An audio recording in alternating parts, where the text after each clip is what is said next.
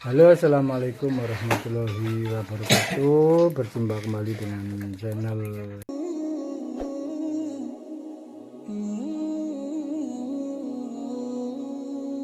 Assalamualaikum warahmatullahi wabarakatuh. Alhamdulillahi rabbil alamin. Wabihi nasta'in ala umuri dunya waddin. Allahumma salli ala sayyidina Muhammad wa ala alihi wa sahbihi ajma'in, amma ba'd. Rabbi syarah li sadri wa yassir li amri wahlul 'uqdatam bil lisani yafqahu qawli. Para pecinta zikir, pecinta salawat yang dirahmati Allah, kita lanjutkan pengajian pembahasan berkenaan amalan khusus, bacaan yang sangat agung yang dibacakan khusus di malam pertama bulan suci Ramadan.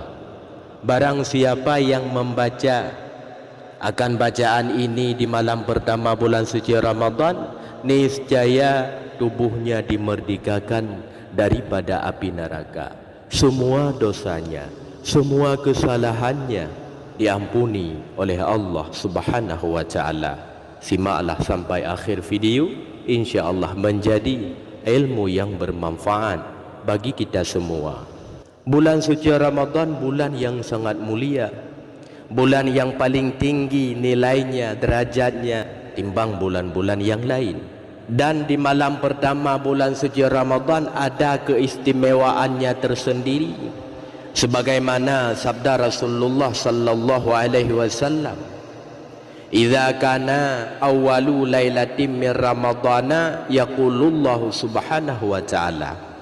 Apabila tiba malam pertama bulan Ramadan, maka Allah Subhanahu wa ta'ala berfirman, "Man dalladzi yuhibbuna fanuhibbu." dulur-dulur. Barang siapa yang mencintai kami, maka kami pun mencintainya. Wa man dalladzi yatlubuna fanatlubuhu. Barang siapa yang mencari kami, maka kami pun akan mencarinya. Wa man dalladzi yastaghfiruna wa yastaghfiru lahu bi hurmati Ramadan. Barang siapa yang memohon ampun kepada kami, maka kami mengampuni semua dosanya demi kehormatan bulan Ramadan. Faya'murullahu subhanahu wa ta'ala al-kiram al-katibina fi syahri Ramadan bi ayyaktubu lahumul hasanat wa la yaktubu alaihim sayyi'at. Lalu Allah memerintahkan kepada malaikat pencatat amal manusia supaya di dalam bulan suci Ramadan hanya mencatat kebaikan-kebaikan saja, tidak mencatat keburukan-keburukan mereka. Ini berlaku bagi yang memuliakan, yang mengagungkan bulan suci Ramadan di siang hari berpuasa dan malam hari menghidupkan malam dengan beribadah kepada Allah Subhanahu wa ta'ala. Wa yaqullahu subhanahu wa ta'ala anhum dzunubahumul madiyah. Dan Allah Subhanahu wa ta'ala menghapuskan dosa-dosa semua umat Muhammad yang telah lewat, khusus yang memuliakan bulan suci Ramadan, yang merasa gembira terhadap datangnya bulan suci Ramadan. Sebagaimana di dalam hadis lainnya, "Man fariha bidukhuli Ramadana haramallahu jasadahu ala niran." Barang siapa merasa gembira dengan masuknya bulan suci Ramadan, maka Allah Subhanahu wa ta'ala mengharamkan tubuhnya daripada api neraka.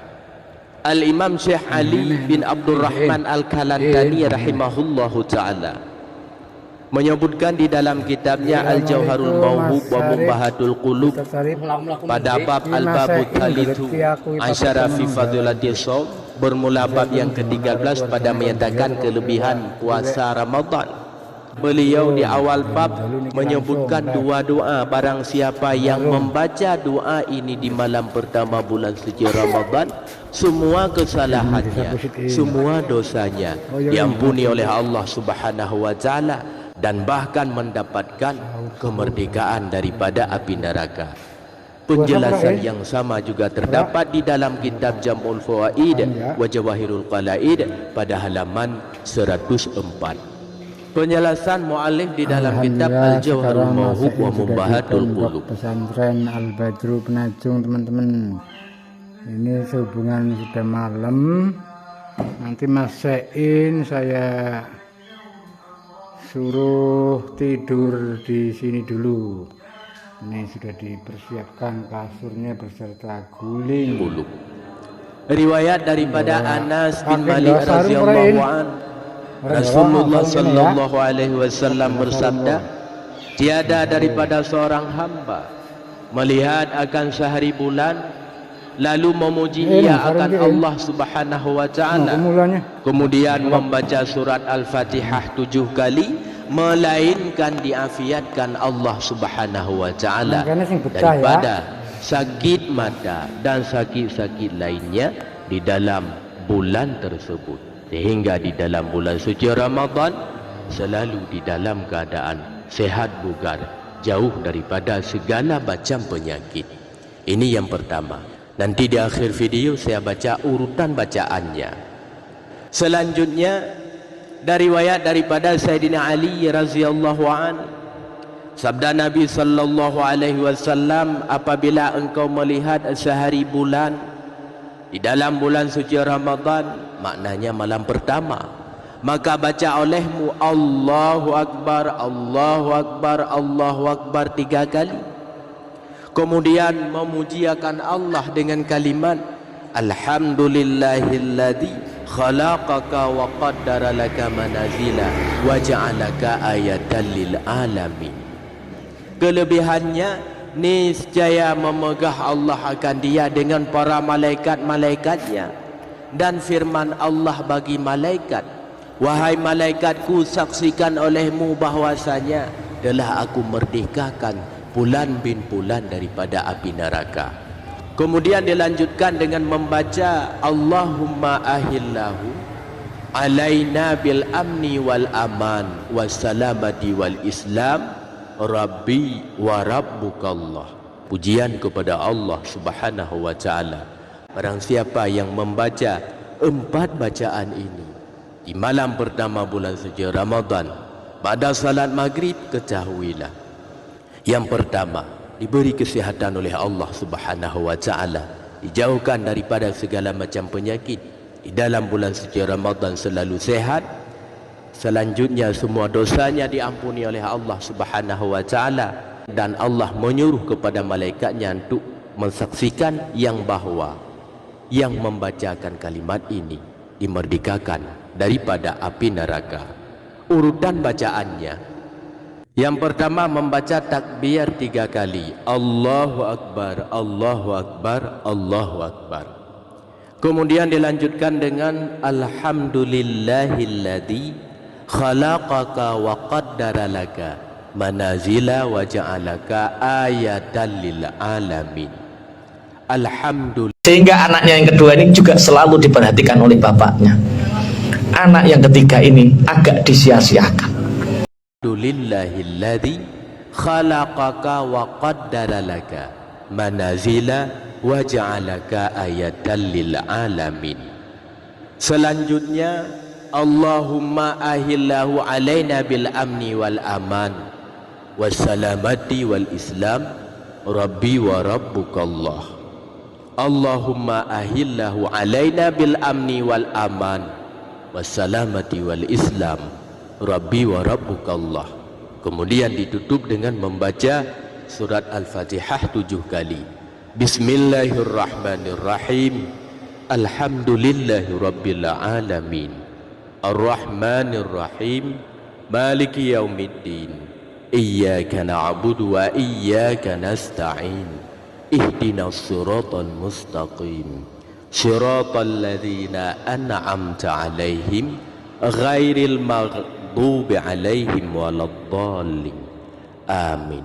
Inilah bahagian daripada amalan, di antara amalan-amalan atau bacaan-bacaan yang diamalkan oleh para guru-guru kita, masyayikh-masyayikh di awal masuknya bulan. Sakit, bapaknya mengatakan, keluar kamu.